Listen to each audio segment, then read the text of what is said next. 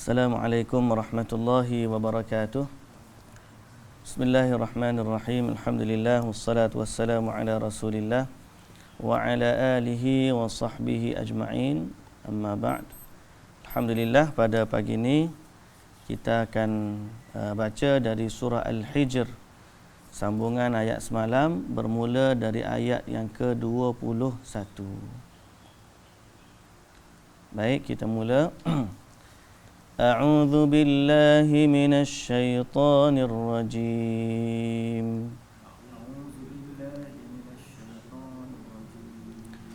بسم الله الرحمن الرحيم وإن من شيء إلا عندنا خزائنه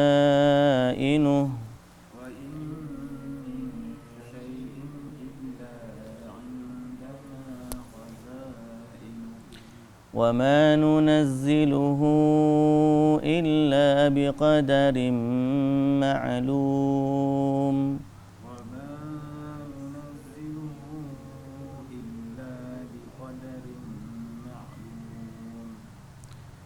وأرسلنا الرياح لواقح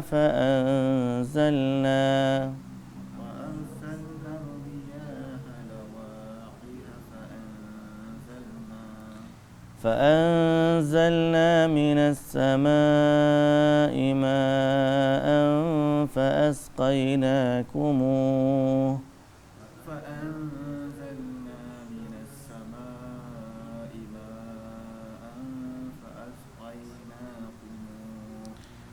فأسقيناكموه وما أنتم له بخازنين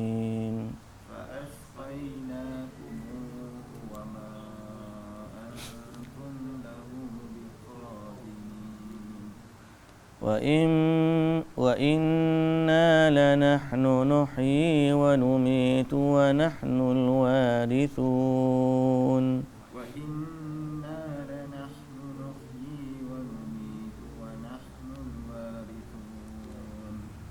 ولقد علمنا المستقدمين منكم ولقد علمنا المستأخرين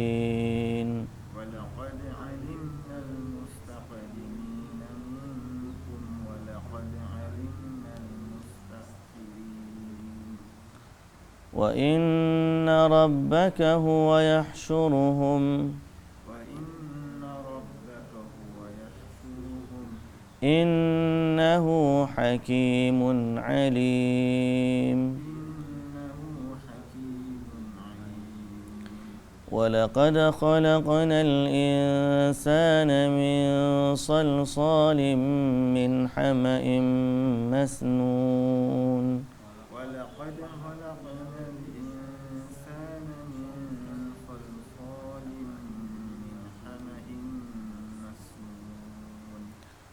والجان خلقناه من قبل من نار السموم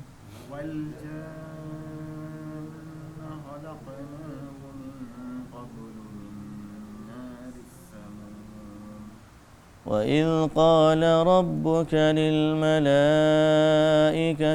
إني خالق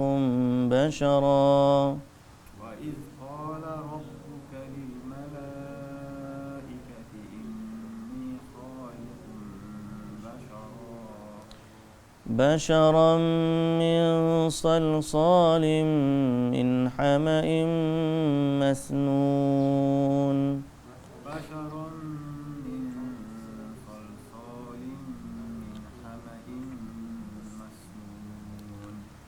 فإذا سويته ونفخت فيه من روحي فقعوا له ساجدين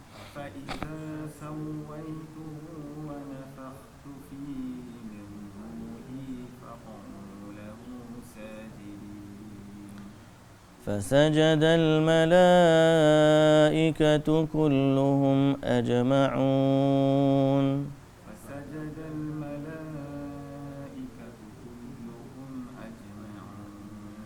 إلا إبليس أبى أن يكون مع الساجدين إلا إبليس أبى أن يكون مع الساجدين. Baik, Bismillahirrahmanirrahim. Alhamdulillah, puji dan syukur bagi Allah Subhanahu wa taala. Selawat serta salam atas Nabi kita Muhammad sallallahu alaihi wasallam, juga atas ahli keluarga baginda, para sahabat dan para pengikutnya sehinggalah ke hari kiamat. Jadi sidang penonton, tuan-tuan, puan-puan yang dirahmati Allah Subhanahu wa taala sekalian, kita tadabbur sedikit dari ayat-ayat suci Al-Quranul Karim. Yang semalam kita dah baca dari ayat 16 sampai 20, di mana Allah Subhanahu wa taala menegaskan tentang qudrat. Qudrat itu kekuasaan Allah Subhanahu wa taala. Dan kenapa kita mesti menyembah Allah Subhanahu wa taala adalah terlalu banyaknya nikmat yang Allah bagi kepada kita. Okey. Dan manusia kena senantiasa diperingatkan. Kalau dia tidak diperingatkan, dia lupa kepada empunya nikmat itu. Dia lupa kepada penciptanya. Baik. Jadi kita dah sebut semalam nikmat bintang yang ada di langit. Kemudian nikmat bumi yang dihamparkan. Nikmat gunung yang dipasakkan. Nikmat tumbuh-tumbuhan yang setiap mereka tumbuh dengan timbangannya masing-masing. Ada pokok tumbuhnya renek, ada pokok tumbuhnya tinggi. Ada buah warnanya putih, ada buah warnanya kuning. Ada buah keluar duri, ada buah keluar bulu. Semuanya ada timbangan kiraannya. Kalau kita belajar civil engineering, nak buat semua benda tu, dan kita pula orang panggil surveyor, kena panggil QS, nak juru ukur bahan. Semua tu kalau nak buat jadi gitu, timbangannya sangat detail. Kalau nak keluarkan printer tu warna apa, berapa banyak warna nak kena ada. Nak suruh manisnya macam mana, semua tu. Sebab tu Allah Ta'ala kata apa? Kulli syai'in mauzun. Kami tumbuhkan di bumi itu dari setiap sesuatu. Ayat yang ke-19 malam kita baca. Min kulli syai'in mauzun, yang tertentu timbangan dan kiraannya. Timbangannya sudah tetap. Pokoknya tinggi, banyak mana zat dia nak kena ada. Semua tu Allah bagi tahu kepada kita nikmat. Cuba kalau kita diberikan tanggungjawab untuk menjaga semua pokok, tumbuh-tumbuhan, nak mewarnakan dia, tak termampu kita. Buah durian tu kena warna kuning, kena pergi injek. Setiap buah tu kena injek. Macam mana nak keluar dia? Tak jadi. Tapi Allah Azza wa Jalla ni, daripada tanah yang kita tengok tak ada apa-apa, dia bagi tu timbangan setiap sesuatu, saiznya, teksturnya, rasanya, warnanya, baunya, kerah dan lembutnya. Semua tu ada kiraan di sisi Allah. Sehingga kita makan buah tu, kita rasa sedapnya makan. Betul tak?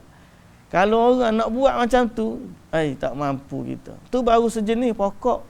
Kalau kita kata durian pun macam-macam dah. Rambutan lagi, manggis lagi, cempedok lagi, nangka lagi. Kalau kita kata manalah dia punya tong dakwah dia dalam bumi ni. Itu baru-baru dakwah dia. Manalah gula, kandungan nak suruh manis. Air kelapa pula isi dia air. Nipi je kulit dia. Lepas tu macam-macam lah. Sebab tu Allah Ta'ala kata kami tumbuhkan padanya tiap sesuatu yang tertentu timbangannya. ada buah besar, ada buah kecil. Semua ni nikmat yang Allah ingatkan kepada kita. Dan kami jadikan pada bumi itu banyak lagi kehidupan yang kamu tak tahu pun dan kamu tidak dipertanggungjawab pun untuk memberi mereka rezeki. Kami jadikan manusia di bumi ini segala kehidupan, keperluan hidup. Kami jadikan makhluk-makhluk, bukan kamu yang memberikan rezekinya. Jadi banyak lagi makhluk yang kita pun tak tahu. Tapi yang bagi rezeki itu Allah. Kalau kita ni nak kena jaga belaka, ni musim PKP, binatang dekat zoo pun dah suffer dah. Tak cukup makanan. Jadi kurus dah binatang dekat zoo. Pasal apa? Tak ada orang berkunjung, tak ada orang bayar tiket, tak boleh nak beli makanan untuk makanan binatang-binatang tersebut. Tapi selama dia tidak duduk dalam zoo, dia makan cukup. Siapa yang jaga? Allah. Jadi Allah Ta'ala ingatkan kita nikmat ni supaya kita mempertuhankan Allah. Supaya kita mempertuhankan Allah. Baik, sambungan. Wa in min syai'in illa indana khazainuh. Dan tiadalah sesuatu, wa in min syai'in illa indana khazainuh, tidak ada sesuatu pun melainkan pada sisi kami sahaja perbendaharaannya, dan kami tidak menurunkannya melainkan menurut kadar dan masa yang tertentu. Jadi semua sesuatu, tidak ada, Allah Ta'ala kata, tidak ada sesuatu pun melainkan khazanahnya, perbendaharaannya di sisi kami. Hujan ikut suka kami. Pokok nak tumbuh ikut suka kami. Musim banjir ke, musim panas ke, musim hujan ke, musim bunga, ikut kiraan Allah Ta'ala. Umur binatang ikut kiraan Allah Ta'ala. Rezeki kita ikut kiraan Allah Ta'ala. Nyawa kita ikut kiraan Allah Ta'ala. Semua tu bukan kita yang kira. Allah Ta'ala kata tidak ada sesuatu melainkan pada sisi kamilah perbendaharaannya, dan tidak kami turunkan melainkan menurut kadar dan masa yang tertentu. Mengikut kehendak siapa? Mengikut kehendak Allah. Kalau tidak, tak balance. Kalau semua manusia diberi ikut kemahuan manusia, tak balance. Orang ni nak kaya, tak ada orang miskin. Semua orang nak sihat, tak ada orang sakit. Nah, kalau semua orang nak selesa, Allah Ta'ala boleh bagi, tapi natijahnya tak balance. Manusia kalau dah semua kaya, susah juga. Kalau semua miskin pun susah juga. Semua sihat, susah juga. Semua sakit, susah juga. Mesti ada keseimbangan. Kalau musim, kalau ikut kita, nak musim panas je, tak nak hujan. Susah hujan ni. Tapi tak seimbang kalau tak ada hujan. Kalau musim panas pula, kalau musim hujan, ada orang nak hujan. Tapi kalau hujan senantiasa, susah pula. Jadi begitulah Allah yang jaga keseimbangan alam ini. Jadi bersyukur kepada Allah, ingat kepada Dia. Wa arsalna ar-riyaha lawaqiha fa anzalna. Dan kami tiupkan angin, hantarkan angin sebagai pembawa air dan juga pembawa benih, pemindah benih. Angin tu ada dua tujuan di sini sebut. Lawaqiha. Lawaqiha ni dia panggil benih. Liqah ni benih. Jadi kami hantar angin sebagai pembawa benih. Benih ni di sini, okey, ada disebut di sini talqahu as-sahab, benih awan, pembenihan awan. Wa talqahu asy-syajar, dan pembenihan pokok. Fataftahu an awraqiha wa akmamiha, sehingga angin tu dia buka daun-daun, dia buka kelopak-kelopak, dengan sebab benih tu angin bertiup, kelopak terbuka dan benih-benih pun masuk, boleh terselit di celah-celah pokok. Jadi Allah Ta'ala kata wa arsalna riyaha lawaqiha. Tujuan dia hantar angin, Allah hantar angin untuk membenihkan awan dan membenihkan pokok. Membawa air tu maknanya benih awan lah. Awan tu bergerak pergi ke mana. Saya pernah sebut dulu, tengok dalam dokumentari, orang percepatkan video yang dia ambil tentang hujan. Hujan tu boleh jadi 1 jam atau 2 jam. Dia ambil, dia cepatkan, fast forward, dia jadi 10 dalam 30 saat. Jadi tengok awan tu sampai, turun hujan, lepas tu pergi. Macam lori tangki yang keluarkan air.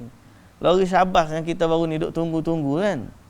Dan lori Sabah sampai, turunkan air, habis air kering, dia pergi.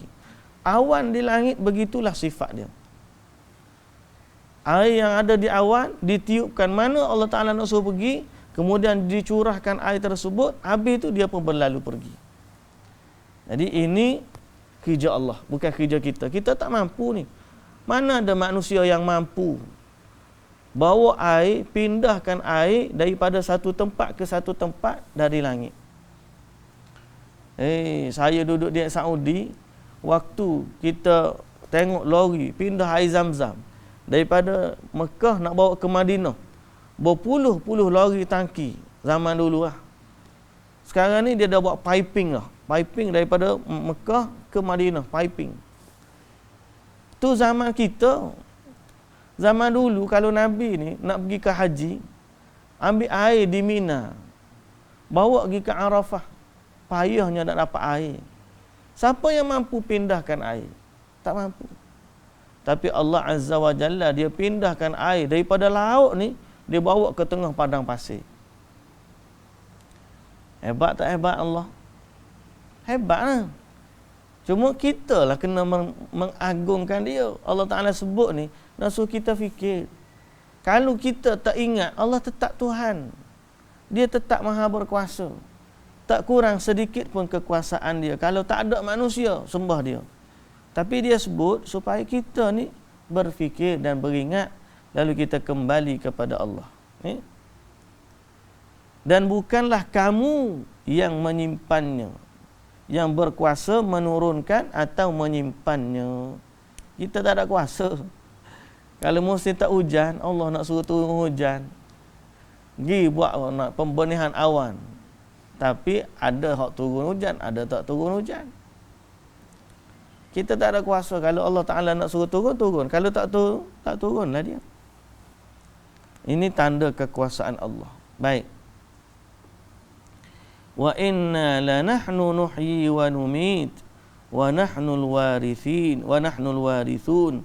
Dan sesungguhnya kamilah yang menghidupkan dan kamilah yang mematikan dan kamilah yang memiliki segala-galanya.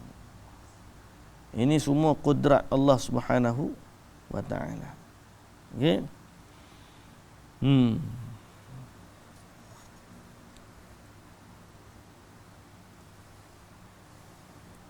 Malah air yang turun tu Allah Ta'ala sebut belum ni, dalam ni. Malah kami jaga air tersebut sehingga air tersebut bersih, jernih. Turun tu boleh diminum. Turun tu boleh diminum. Padahal kalau kita tengoklah, ada juga pencemaran udara ni. Betul tak? Udara naik, tapi hujan turun tetap putih, bersih. Kalau kita kira jelaga hak duduk atas langit tu, habis dah. Kilang lagi, asap kenderaan lagi duduk atas. Habis dah kalau kita tengok apa, kita panggil hood ke kat dapur rumah kita tu apa? Hood kan. Hood kita tu lepas lama masuk tu berminyak kan, berminyak. Kalau langit tu macam hood kat rumah kita, habis dah, berjelaga habis. Bukan setahun, bukan 2 tahun. Ni dah 1000 tahun dah ni. Asap kereta, asap kilang. Habis dah jelaga atas tu kalau kira lah. Patut awan tu tak putih dah. Gelap dah awan tu. Nah. Patut dengan kapal terbang lagi lalu. Burung lagi. Nah, burung berak atas tu pun jatuh bawah, tak lekat dekat awan tu. Ajaibnya Allah Ta'ala ni. Disebut di sini dalam cerita ayat tadi, dalam tafsir tadi, bal nahnu nunazziluhu wa nahfazuhu alaikum wa naj'aluhu mu'inan wa yanabi'a fil ard walau sya'a la'agharahu wa dhahaba bihi walakin min rahmati anzalahu wa ja'alahu 'adhba wa hafizahu fil uyun wal abar wal anhar wa ghairu dhalik liyabqa lahum fi tulis sanah yashrabun. Allah Ta'ala jaga dia, simpan dia air tu. Simpan lagu mana? Pertama dia kata, Allah Ta'ala ni dia jaga, turunkan dia tu dalam keadaan bersih. Okay? Kalau dia nak menjadikan air tu meruak. Wa dhahaba bi, sehingga air tu hilang, entah ke mana. Boleh, habis. Tapi Allah jadikan air tu sedap diminum. Kemudian bila turun ke bawah, Allah simpan pula dalam telaga, dalam mata air, dalam tasik, dalam sungai, sehingga manusia boleh minum sepanjang tahun. Ajaib. Okay? Barulah ayat yang sesungguhnya, wa inna la nahnu nuhyi wa numit wa nahnul warithin wa nahnul warithun. Kamilah yang menghidupkan, kami yang mematikan, dan kamilah yang kekal memiliki segala-galanya.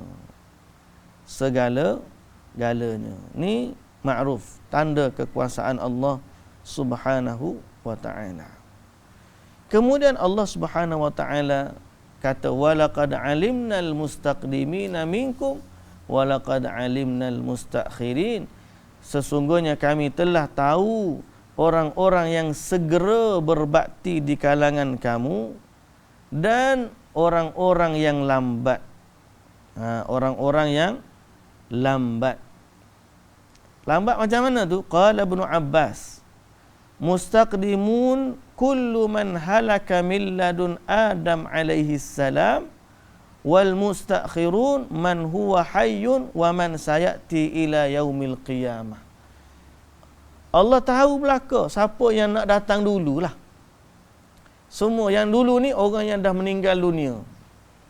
Mustakhirin orang yang hidup dan akan datang sampai hari kiamat. Jadi susunan kita ni, kenapa kita ni lahir umat Nabi Muhammad? Allah pilih kita, alhamdulillah. Sebaik kita tak hidup zaman Nabi Nuh. Kalau zaman Nabi Nuh 80 orang yang beriman, kita pun tak masuk book dah kali. Nak jadi kategori orang beriman, sangat terpilih orang zaman Nabi Nuh. Sebaik Allah Ta'ala tak lahirkan kita zaman Nabi Nuh. Allah tak lahirkan kita zaman Nabi Shu'aib, zaman Nabi Lut, zaman Nabi Ibrahim. Allah tak lahirkan kita sebagai Bani Israel. Alhamdulillah. Allah lahirkan kita sebagai umat Nabi Muhammad sallallahu alaihi wasallam yang merupakan majoriti ahli syurga. Jadi persentage untuk beriman tu besar. Ada berapa bilion umat Islam? Alhamdulillah. Kalau Allah takdirkan umat tu sedikit, mana? Tapi Allah lebih tahu bila kita nak lahir. Tahu berapa kita nak lahir. Kenapa Abang Fadil lahir dulu daripada saya? Kenapalah saya lahir kemudian daripada Abang Fadil? Kenapa Syahir lahir kemudian daripada saya? Adalah tu hikmahnya. Ya. Kalau lahir macam saya, tak jumpa dah Kak Azhar lahir dulu, Abang Fadil kemudian. Contoh, maknanya semua tu ada kiraan. Allah Ta'ala kata, walaqad alimnal mustaqdimina minkum walaqad alimnal mustakhirin. Kami tahu siapa yang dahulu dan kami tahu siapa yang kemudian. Alhamdulillah yang telah menjadikan kita sebagai umat Nabi Muhammad sallallahu alaihi wasallam. Alhamdulillah Allah bagi kepada kita hidup di zaman kita ni. Alhamdulillah ala kulli hal. Mungkin orang yang lepas kita hidup lagi mencabar zaman dia. Orang sebelum kita susah zaman dia juga. Mujur kita tak lahir zaman Jepun dulu. Mujur kita tak lahir zaman 14 hari komunis bintang 3. Nah, Mujur kita tak lahir zaman British mari tu. Zaman British mari tu, apa yang berlaku pun kita tak tahu.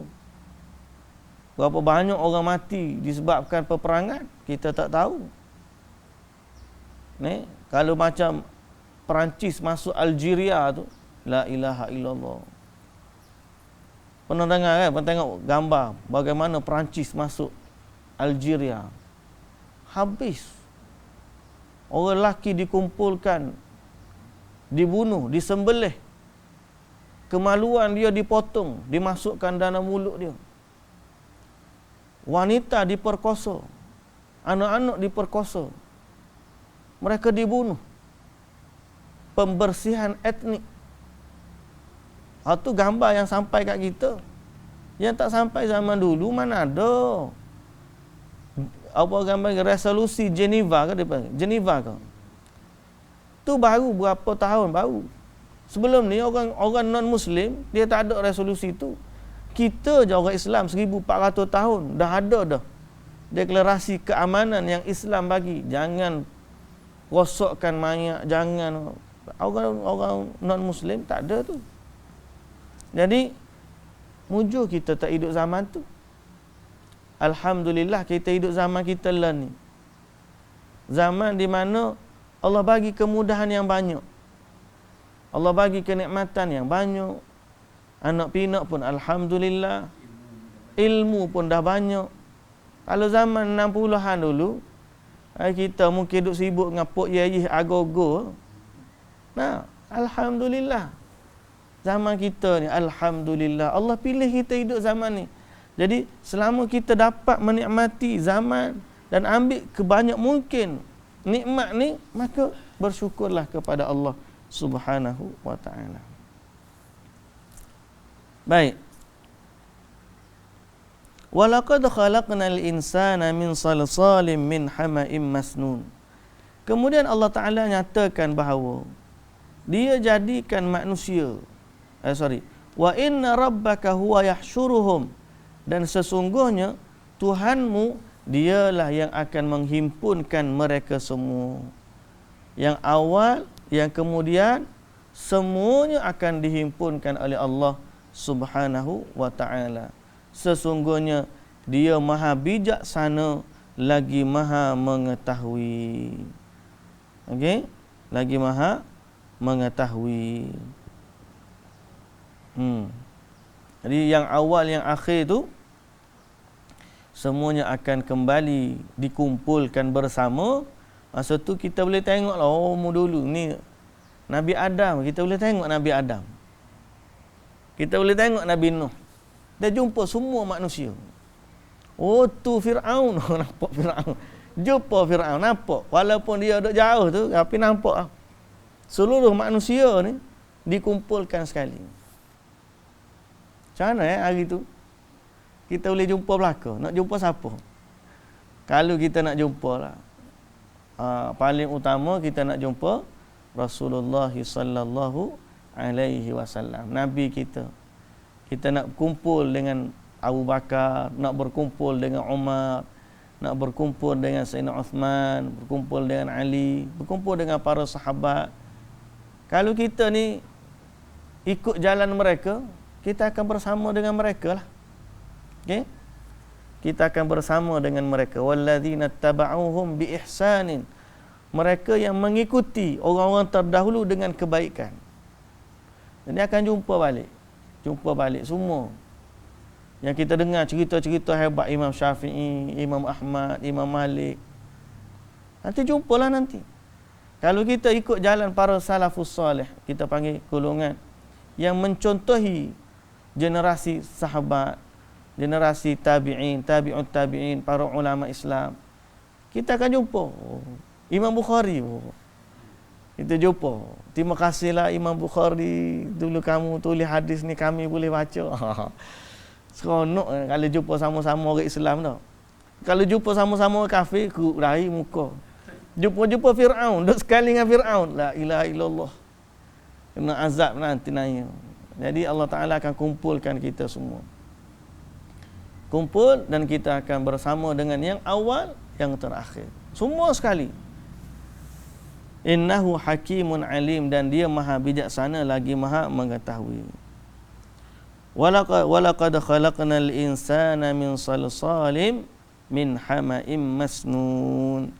Kemudian Allah Subhanahu wa taala ceritakan tentang manusia yang dia ciptakan. Allah ceritakan tentang manusia yang dia ciptakan daripada tanah, tanah. Dan sesungguhnya kami telah menciptakan manusia dari tanah liat yang kering, yang berasal dari tanah kental, yang berubah warna dan baunya. Yang berubah warna dan baunya. Jadi Allah Ta'ala sebut lagi nikmat yang seterusnya, yang paling dekat dengan kita, iaitulah Allah cipta kita daripada tanah.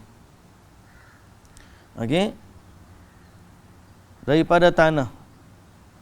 Salsal, tanah yang kering. Ibnu Abbas dan Mujahid serta Qatadah kata salsalin. Salsalin di sini at-turabul yabis, tanah yang kering. Tanah yang kering. Tanah disebut dalam terjemah tanah liat yang kering. Okay. Wa an Mujahid aidan, salsalin juga bermaksud al-muntin, yang berbau. Berbau. Berbau busuk. Muntin ni bau busuk.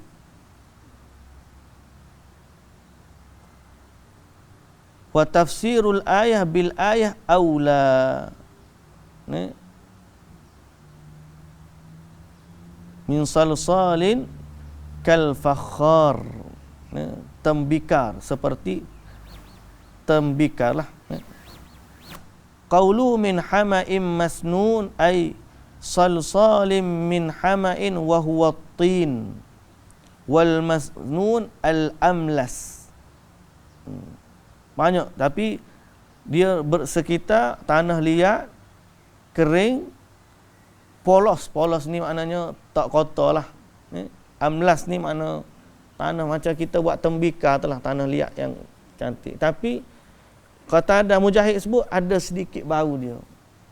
Itulah asal usul kita, Allah Ta'ala cipta ni.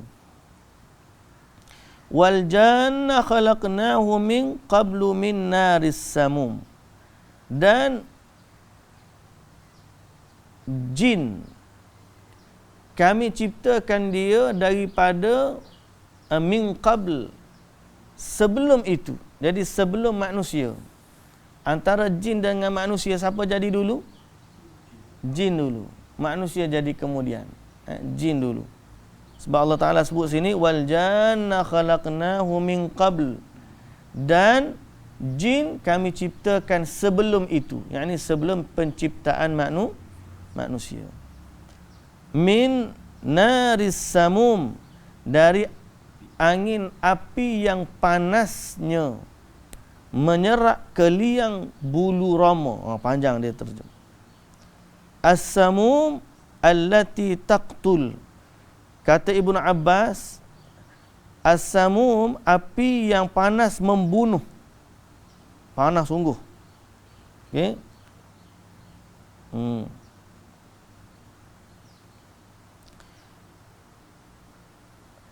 Yaqulu hadhihi as-samum juz'un min 70 juz'an min as-samum allati khuliqa minha al-jan.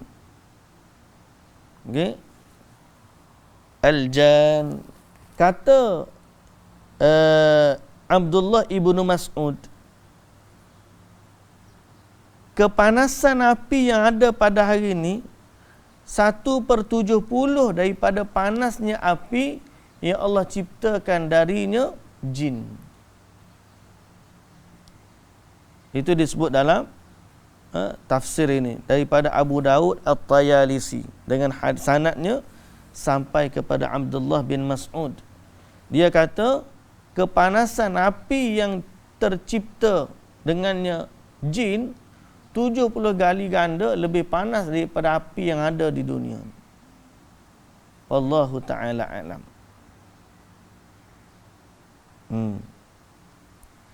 Kemudian thumma qara'a wal janna khalaqnahu min qablu min naris samum. Baik, wal maqsudu minal ayah, dan maksud daripada ayat ini ialah menceritakan kemuliaan Nabi Adam alaihi salam dan eloknya sumber kejadian dia berbanding jin. Jadi kita dengan jin lebih baik manusialah, kerana manusia tercipta daripada tanah dan jin tercipta daripada api. Wa idh qala rabbuka lil malaikati inni khaliqun basharan min salsalin min hama'in masnun. Dan ketika mana kami berkata kepada malaikat, sesungguhnya aku akan cipta manusia dari tanah liat yang kering, yang berasal dari tanah kental, yang berubah warna dan baunya.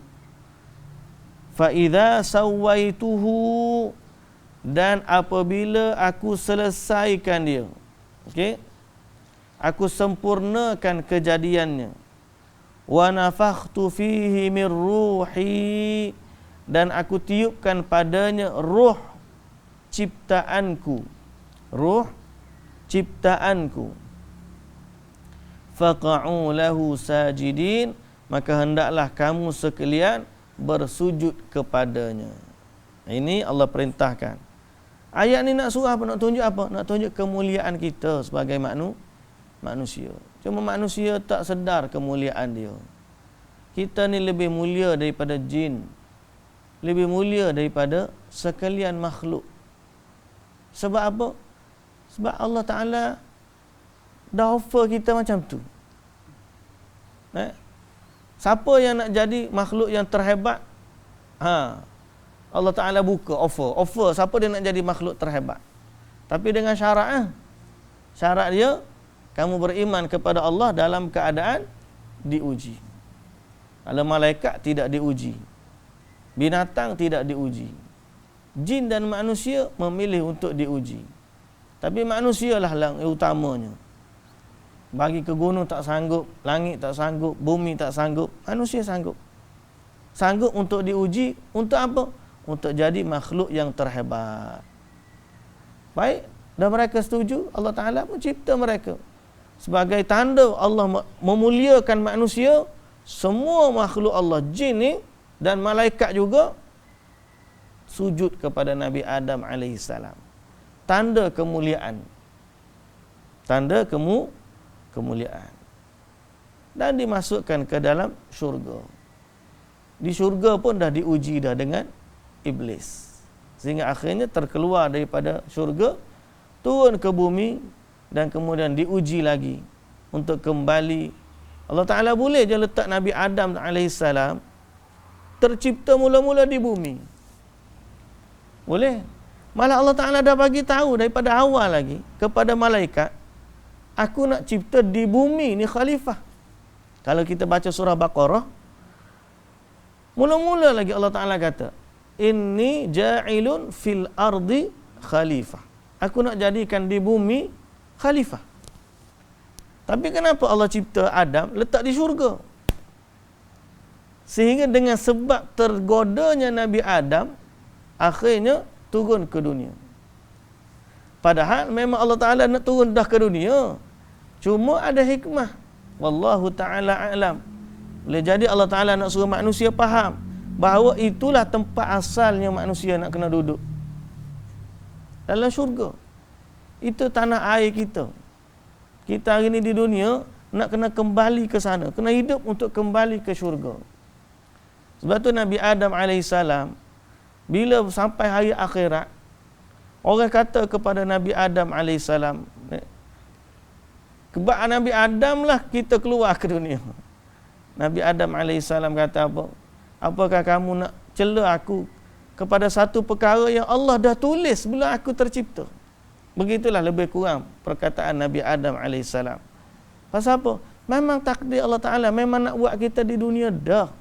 Cuma ada hikmah. Kenapa Allah masukkan dulu dalam syurga, dan kenapa Allah Ta'ala perintahkan sekalian makhluk bersujud kepada Nabi Adam AS. nak menyatakan kepada manusia, inilah status mereka. Mereka adalah makhluk yang mulia, tempat yang Allah nak bagi kepada mereka adalah syurga. Cuma sebelum mereka sampai ke syurga, mereka mesti diuji dulu di dunia. Jadi dunia ni tempat Allah Ta'ala nak uji kita. Berjaya, kembali kepada tempat asal. Tempat asal, syurga. Dan di saat itu, sekalian makhluk pun akan tunduk kepada kita.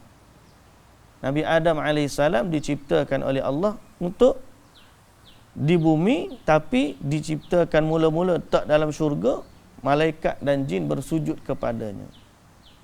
Itu yang kita boleh nampaklah, wallahu ta'ala alam. Hikmah yang sebenar Allah Ta'ala lebih tahu. Hikmah yang sebenar hanya Allah Subhanahu wa ta'ala yang mengetahuinya.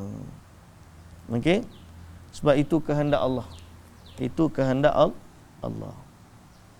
Tapi yang jelas, ayat ini menunjukkan kemuliaan manusia. Yang jelas, ayat ini menunjukkan kemuliaan manusia. Jadi manusia sebagai makhluk yang telah dimuliakan oleh Allah, kena bersyukur kepada Allah. Dan kena rasa kemuliaan itu, dan kena sedar kemuliaan itu mereka akan dapati apabila mereka menjadi hamba yang taat kepada Allah. Kalau tak taat kepada Allah, kemuliaan itu akan dicabut, ditarik. Macam kita raja boleh tarik tak? Pangkat datuk, Tan Sri, Tun, boleh tarik?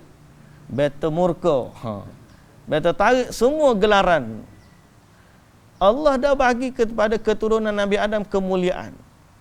Hatta dunia ni, semua makhluk tunduk kepada manusia. Baik yang beriman, baik yang tak beriman. Orang kafir boleh tunggang kuda? Boleh. Orang kafir boleh tunggang gajah? Boleh. Tak ada pula kuda tu pilih. Mu tak beriman, turun. Mu orang beriman, baru boleh naik. Pasal apa? Allah bagi kemuliaan selama dunia. Tapi bila mati hari akhirat, Allah tarik semua kemuliaan daripada orang kafir. Tak ada nilai langsung, tak boleh. Nak minum air seteguk daripada air syurga pun tak boleh. Pasal apa? Kemuliaan mereka ditarik, dicabut. Jadi pangkat dia di dunia ni sementara. Kemuliaan dia pun sementara.